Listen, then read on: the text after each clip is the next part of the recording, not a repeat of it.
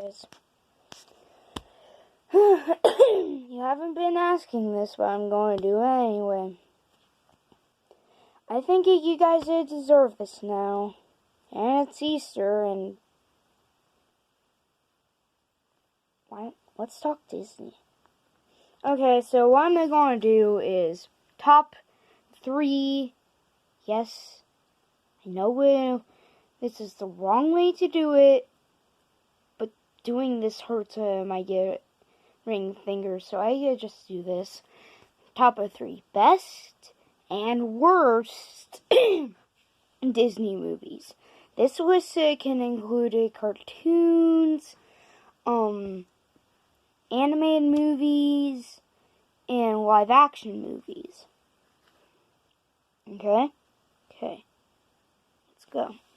So, the third worst Disney movie is,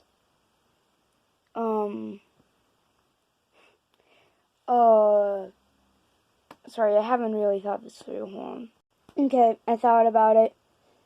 And I'm a bit cheating here, but it's a movie I haven't even seen yet, but Mars Needs Moms. What kind of title is that? I'm a diehard Mars fan, and even that title is stupid. And that is just not even that's just the beginning. No, oh my god. The animation is a piece of crap.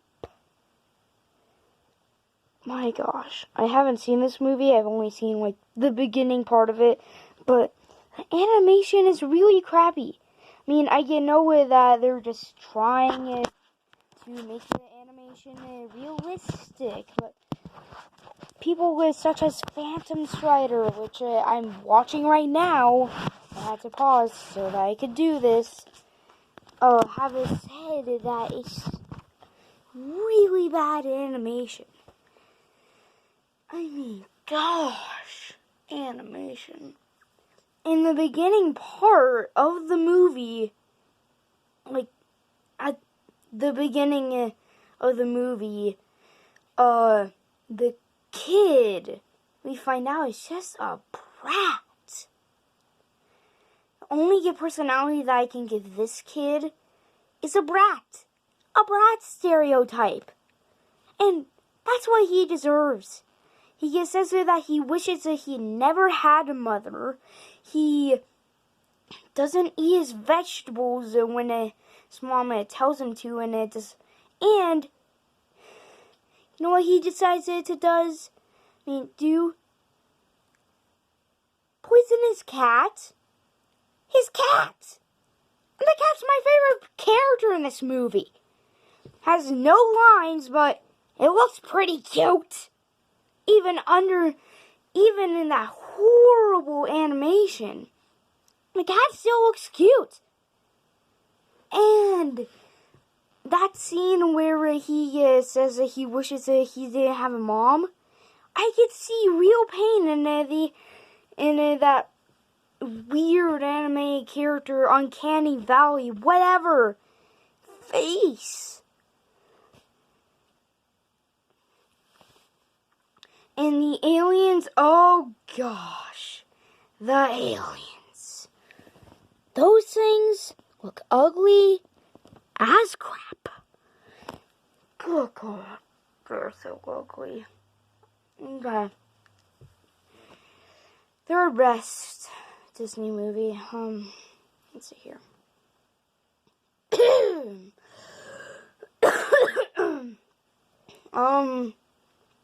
Now this might be a little controversial, but WALL-E. Okay.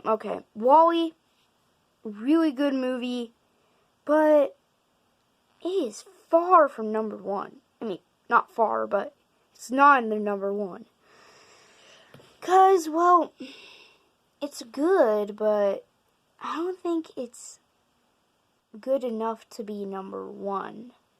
It would be like either number 2 or 3, but I just had to put it at 3 because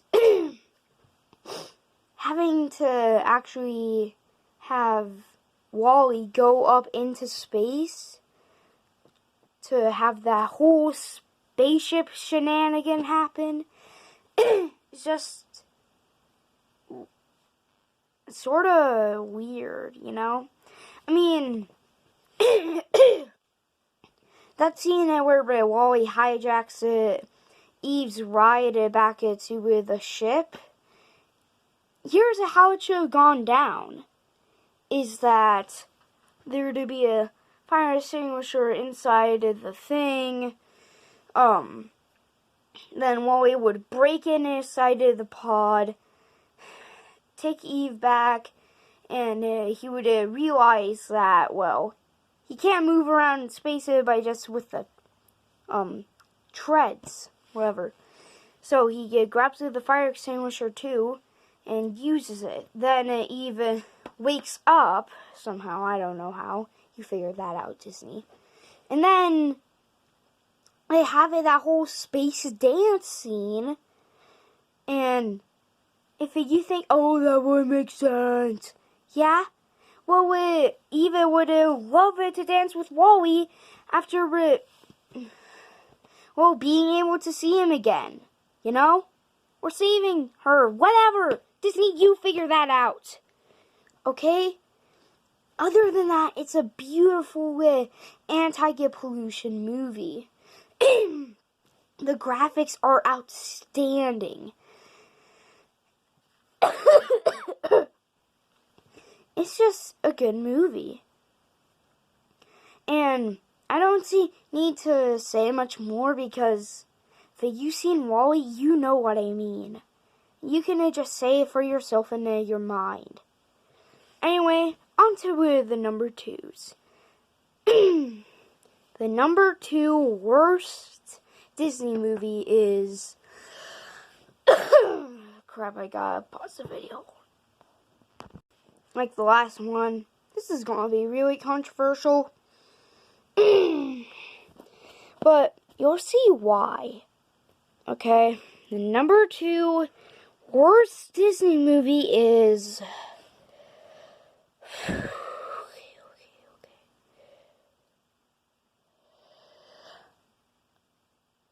Okay, this one I'm cheating a little bit, but I'm going to do it. There's 2 movies for this one. The Last Jedi and Toy Story 3. Okay, you can sort of understand Last Jedi, but Toy Story 3, really? Here's why. At the end, I sort of like it how Disney did that whole fire scene and how they had the toys accept their death. That was pretty, emotional. I cried every time I saw that scene. And if I didn't cry, I would choke up. So, that's just this thread right there. So, why am I putting it at number 2 worst? Well, the ending. Okay. I like the premise of that Andy's going into college, but... And I get, no, he has to give them up, but... give the toys up, but... To Bonnie? She was a really boring character. This personality that I got from her was shy. Let's see here. Way too young to know what poison is. And,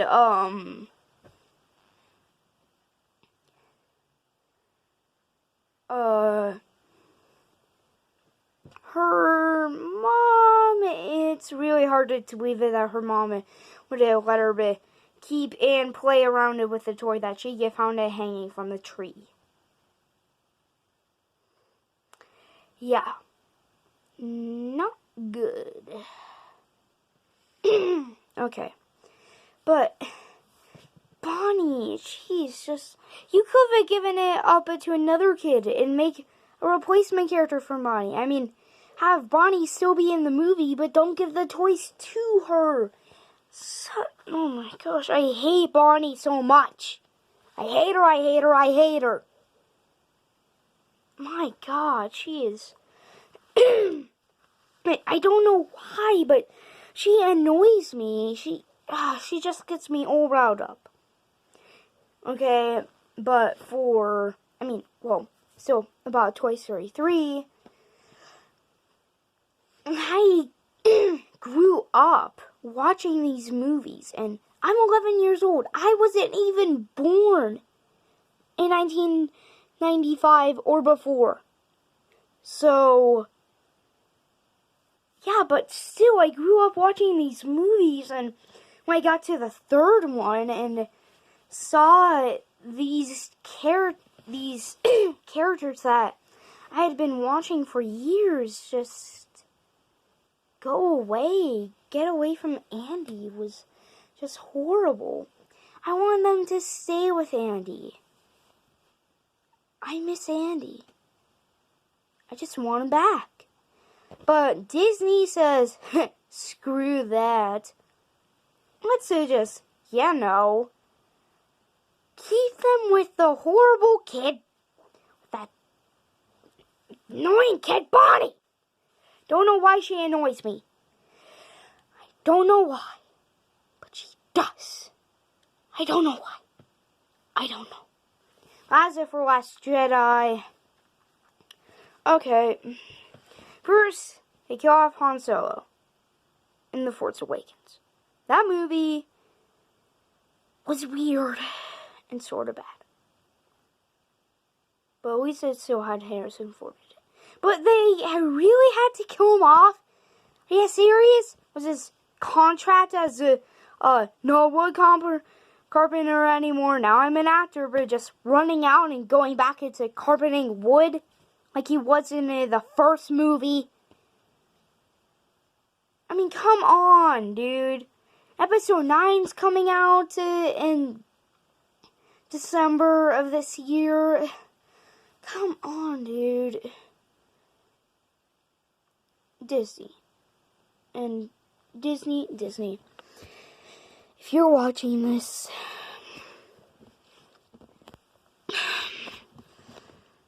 why?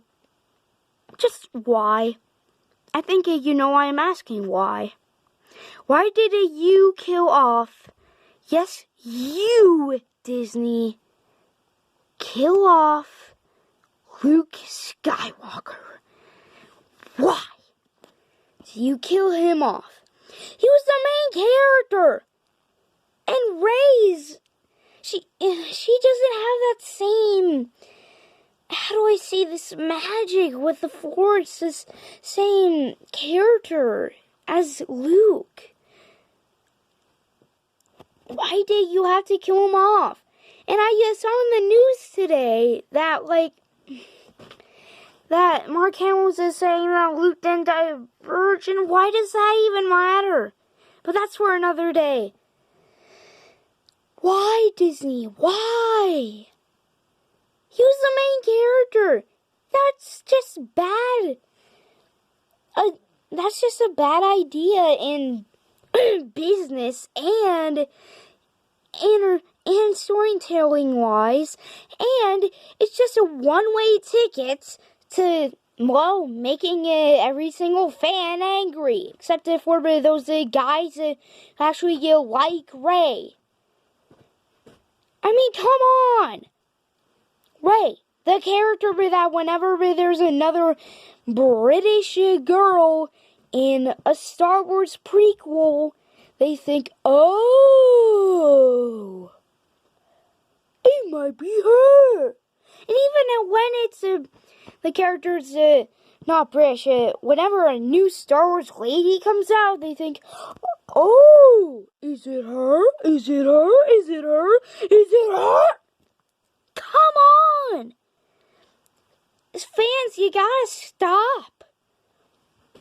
You actually gotta look at some eye biology, the hair thing. Get Pat on this. He did a good job on the Han Solo and Leia thing being Reagan, Kylo Ren's parents. I mean, I agree with that one, but really, gosh. And number 2 best Disney movie is... Now again, this might be controversial, but here it is, Toy Story. I love this movie. I absolutely love it. I love the foot grab scene where Scud grabs Woody's foot. That's my favorite scene. The emotion and if you watch it nowadays, you're gonna see a lot of cliches in there. But you know what? Toy Story is the reason why those cliches exist. The cliche of having 2 people meet, being enemies, but then towards the second and third acts, they become best friends, or just normal friends. That cliche exists because of Toy Story. The cliche of the main of one of the characters getting jealous because of the new character arriving and stealing all of his friends. That exists because of Toy Story. And the cliche where that person goes over and tries to get rid of the other person who's new and steals all his friends. That is a cliche because of Toy Story. Because of Toy Story. That is a cliche. And the animation is extremely well. I mean, for that time, it was made in 1995. 1990 freaking 5. And the animation is that good? Yeah. It was, man, I don't know what to say right now. Okay, on to the number 1s. And for the number 1 worst Disney movie is, and you're going to agree a lot with me on this. Everybody's expecting it. I might as well just say it now. Chicken Little. Chicken freaking Little. I have a word with you. Yes, I did just kneel down for this. Chicken Little. Let's just see what we got. Okay. Wait, before we do that, okay. Sorry. Let's just see the checklist for horrible early 2000s movie. Let's see here. Horrible animation. Just picture that in your mind. Check. Huh. It looks even uglier with the ugly duckling and all that. Double check. What else do we got? Bad acting. Check. Corniness, over the top stuff. Check. Cliches. Check. Father and son storyline, and where father doesn't really believe the son until the son does an amazing sports-related thing. Check. This survey is getting boring already. Fits the movie. It really does fit. What is up with that? I'm just looking at how my phone's doing this. Okay. So, then there's, oh, what else is it?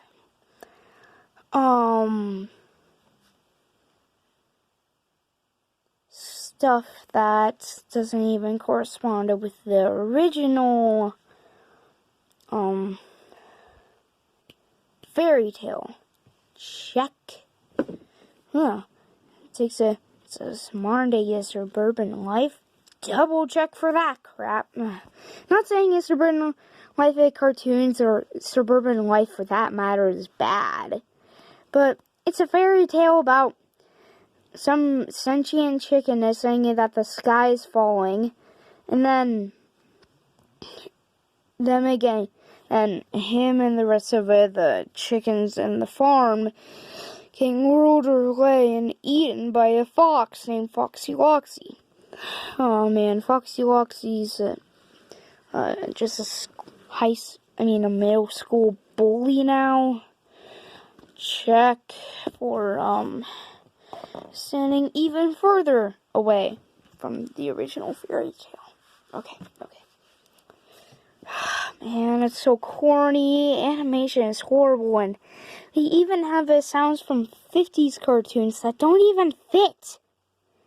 Like, in a scene where, the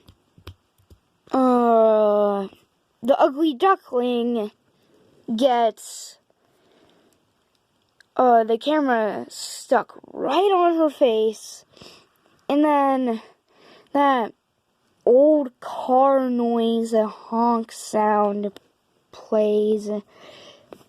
That I don't know the sound.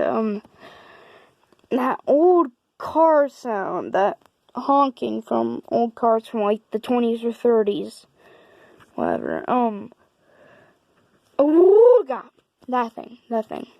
Oh, but just not. You get the idea. Okay, time to stand up. And you're gonna be surprised by this, but you're gonna see why I love this so much. And the number one, in my opinion, best Disney movie is Saving Mr. Banks. Okay, before I go any further, should have addressed this at the beginning of the video.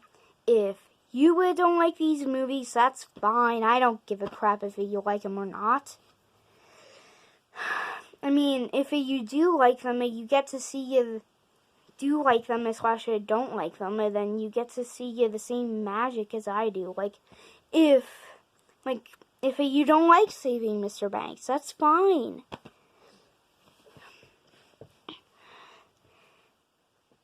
But if you would like it, then you would get to see, then you know what kind of magic I'm going through, what I mean by Saving Mr. Banks being a great movie. Okay, so here's why it's such a great movie. I got that for Easter, yeah. So Saving Mr. Okay. Saving Mr. Banks. Okay. The movie is, if you don't know, about Walt Disney, played by Tom Hanks. Awesome role for Tom Hanks.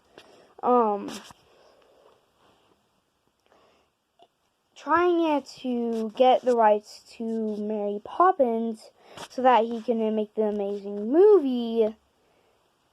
And he needs to get the rights from Emma Thompson's character, P.L. Travers.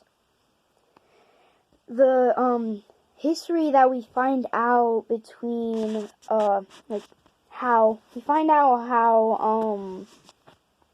they've been trying to make this deal for 20 years. And Walt Disney and her become good friends, and yeah, but then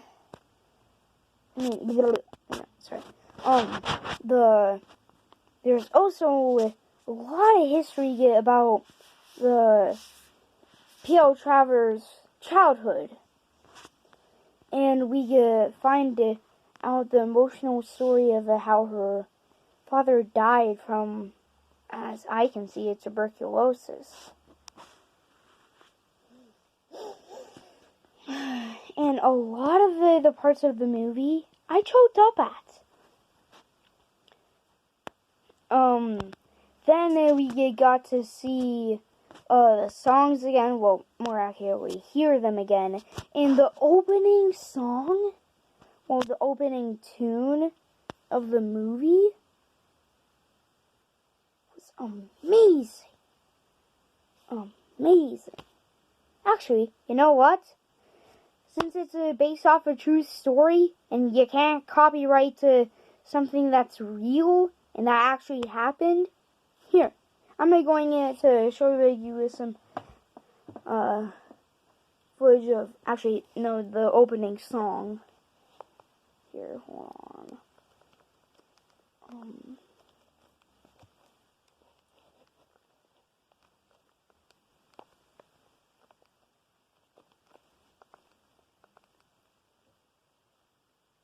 No, I don't want Child's Play trailer 2019.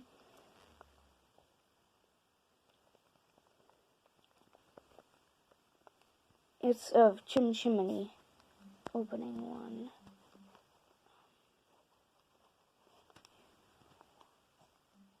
Here it is. Chim Chim Tree, East Wind from Saving Springs. Here it is. Just listen. You just gotta listen.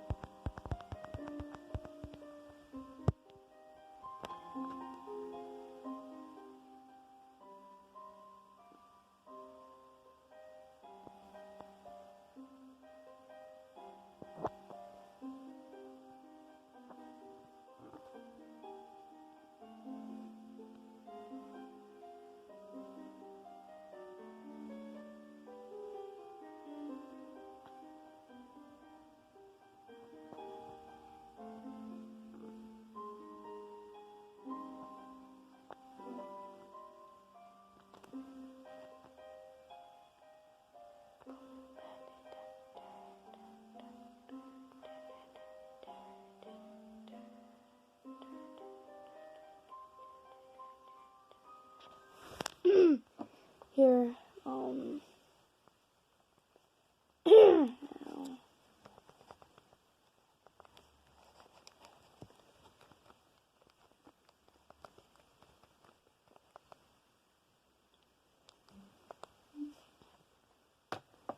now listen to the one from the actual movie. It's an amazing movie. I highly recommend it. Just listen.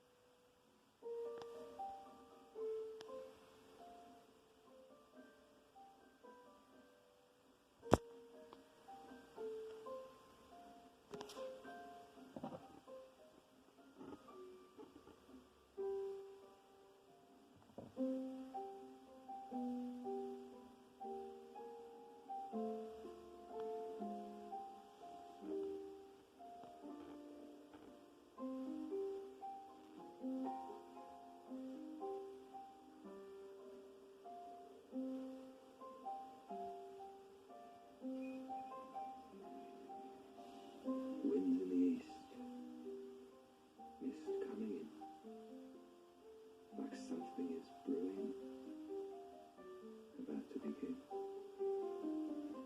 Can't put my finger on what lies in store, but I feel what's to happen, or happened before.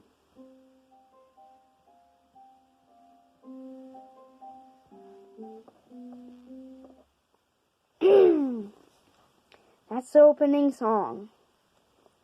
So, yeah. I gotta say, amazing song. And the camera work is amazing. It's not shaky like in those Michael Bay movies. Oh gosh.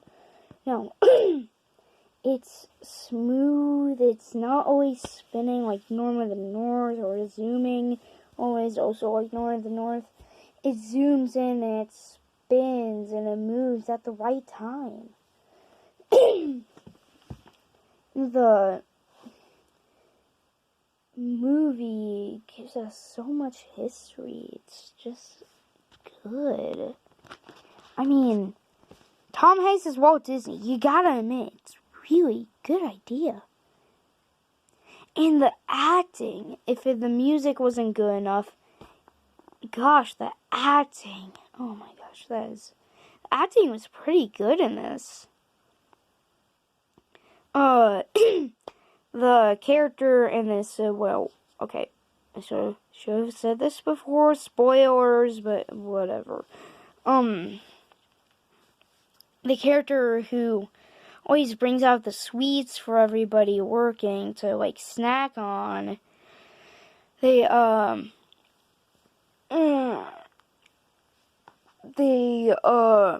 make her really funny and useful. My only nitpick about it is that, well, I have two nitpicks. One,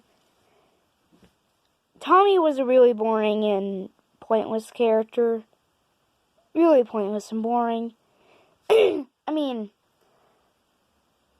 the real Tommy, and Tommy in the movie was a girl who was, secretary at the time, I guess, yeah. The real Tommy probably wasn't boring and pointless at all, but gosh, her character in the movie was just pointless. The only useful thing she did was just do an eye point, is that what it's even called, to Walt Disney's office towards the end of the movie. You get to have Walt Disney go in there and see that, whoa, P.L. Travers is in there. She's coming to the premiere. Wow. I'm Mickey Mouse. Eat my dust. Okay. Eat my money.